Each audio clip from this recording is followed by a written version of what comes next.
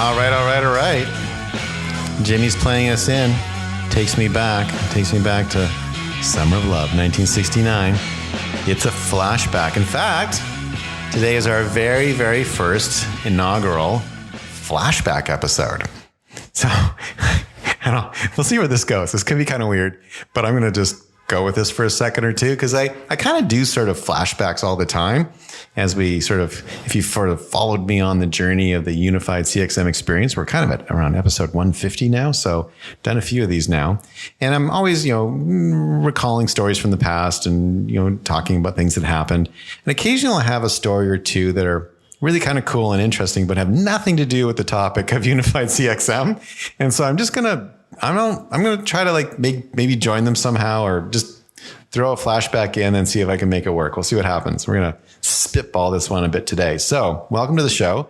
I'm Grad Conn, CXO or Chief Experience Officer at Sprinklr, a New York Stock Exchange listed company, ticker symbol CXM. Really great to have you here today. If you don't like this episode, actually, let me phrase it a bit differently.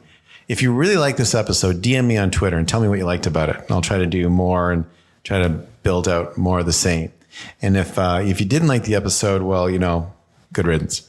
That's customer complaints, go in the garbage can. That's CXM for you.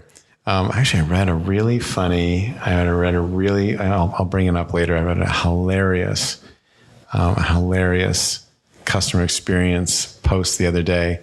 How did it go? It was customers will be charged based on how they treat us. That was an interesting way. I once knew a photographer named Alex Mayboom. I don't know if Alex is out there anymore, but Alex and I did a lot of work together over many years. And Alex Mayboom had a thing that it was like an official thing in his accounting system called an idiot charge. And when someone did something that was, inconvenient or made him work extra hard or was just awkward or weird or strange or idiot-ish, he would just charge them extra. And that always made him feel better about whatever they're asking him to do. So I always thought that was kind of fun. But that's not the flashback I want to talk about today. So the flashback I want to talk about today is a Procter & Gamble flashback.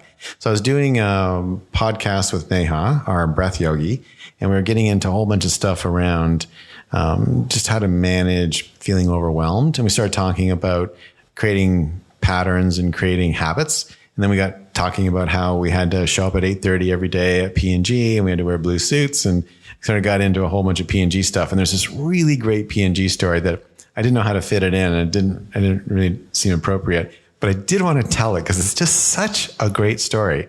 And I think it's true. There's a non-zero chance it's not completely true, but I think it's true.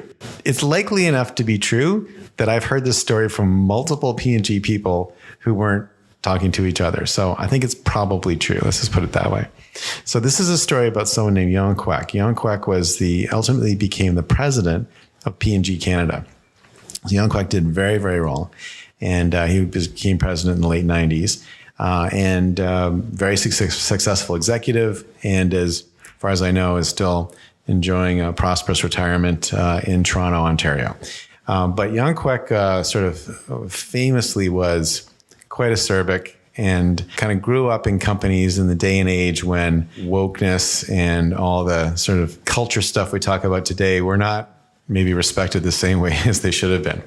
And so I just got to paint a picture for you, a little bit of the P&G office so you just understand what it looked like. So this is a original Procter & Gamble office in Toronto from like the 60s on to about 1987.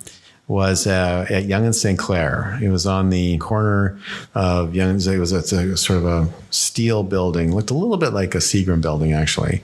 A kind of classic 60s sort of exoskeleton structure.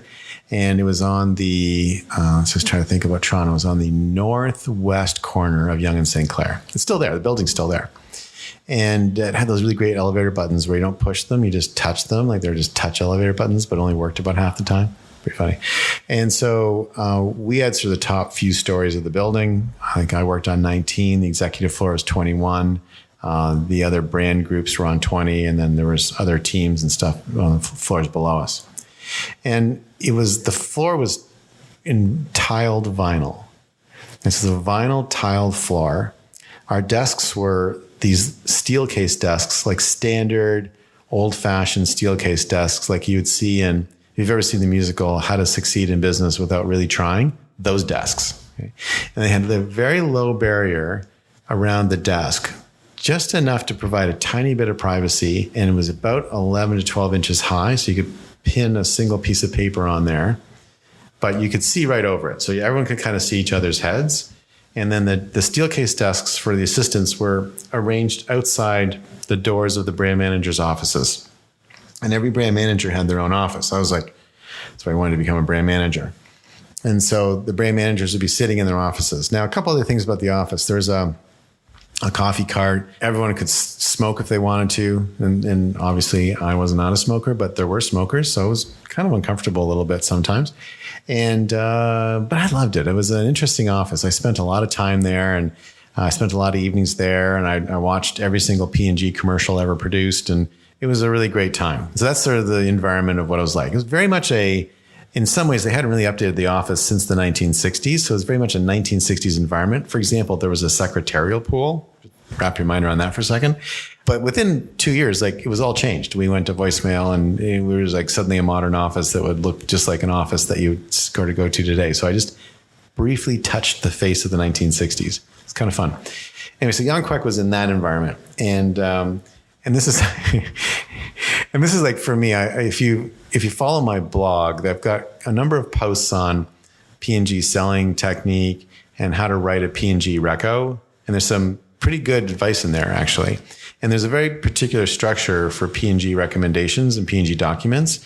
You'd always make a proposal, always have the conclusion first, and then you justify it based on whether it's on strategy or not, whether it is proven or not. That's a tricky one. And whether it's cost effective or not. So, and I'll talk more about all P&G reco structure and other flashbacks in the future, but today's flashback's a little bit different. So not me. So some other brand assistant was working for Jan Kwek when Jan Kwek was a brand manager. And they finished their document. And keep in mind, to write a recommendation back in those days, you had to write it out longhand. Then you had to take it to the secretarial pool. And as a brand assistant, of course, you were the bottom of the pile. And if there was a bottom below the bottom of the pile, you're in that bottom. Okay, they're in the bottom of the bottom. And then eventually it would get typed up. And this would take several days, just to be clear. This wasn't like turnaround that was like instantaneous. So days would go by, it would get typed up, and then you'd make a photocopy, and then you would take the photocopy and then you'd give it to your brand manager, and they would review it, mark it up, give it back to you, and then you'd rewrite it. And rewrites were, on average, every recommendation was rewritten at least 17 times. That was the average. I was way below that by the end of my career at Procter & Gamble, but there were many times when I was above that. And the rewrites weren't always just grammar rewrites. There were sometimes, strategy rewrites, or we're going to change the way we're going to spend and all that kind of stuff, but they got rewritten a lot. It was a constant cycle of rewriting. So it was really good practice. Let's stay with that for a second. And so this person's written this up, gotten it typed, dutifully put a lot of time and effort into it, probably gone through several rewrites and revisions on their own, finally hands it to Jan Kwek and says, here you go, here's a recommendation. And then they go back and they sit in their steel case desk just outside Jan Kwek's office. Now, I earlier told you that the floors were tiled in vinyl. And it's a very important part of the story, actually, because if the floors were a rug or anything flammable, this probably would not have happened. So the office is a little bit more rambunctious because we were sort of essentially in a indestructible playpen, so we could do stuff that you wouldn't normally do in a nicer office because you'd spill stuff, it didn't matter, etc. So person sitting at their desk, the brand assistant sitting at their desk, and they hear a shout from the office. So, and you would sit right outside your brand manager's office. So I worked for Doug Brownridge for many years as a cool guy, and still living a cool life, driving his Chris Craft out in BC. And Doug would say, "Hey, grad." And I'd say, "Yeah, great." And as I jump in, I'd go in his office and we talk. So Jan Kwek makes some noise. And he yells out, and I won't use any names here because I don't think that's helpful to anybody except for Jan Kwek, obviously. I'm completely slamming him right now, but he did this, okay? So he's going to have to own this one. But the people involved are going to keep their names quiet for the purposes of, privacy. So Jan Kwek yells out the person's name, but just barks it. And he's like, "Wow." And the person looks up And Young Quack goes, "This Reco, it's garbage." And of course, the blood chills in the brand assistant's body, like, oh man, it's garbage. And then they look up, and so I've done a couple pieces of information that are important to understand here. So the way that recommendations work at Procter & Gamble is they have to be one page, and not one page like with 1/4-inch margins and like 2-point type. It's like one normal page, because if you can't express your idea in a single page, you don't have the idea clear enough yet. So every recommendation was a single piece of paper. So the brand assistant looks up, and coming out of the office, so imagine the brand assistant is sitting at their desk and they're looking up, and the office is just to their right. So this is kind of coming out of the door of the office. There is a paper airplane made out of the recommendation the person had written. There's another piece of really important information I have to give you. So I also teased this at the beginning. So I mentioned that a lot of people smoked in the office. Young Quack was a smoker.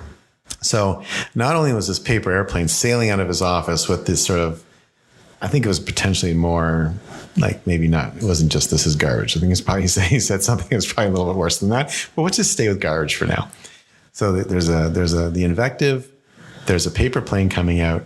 And then before he had decided to throw the paper airplane out the door, you're going to see how this all comes together.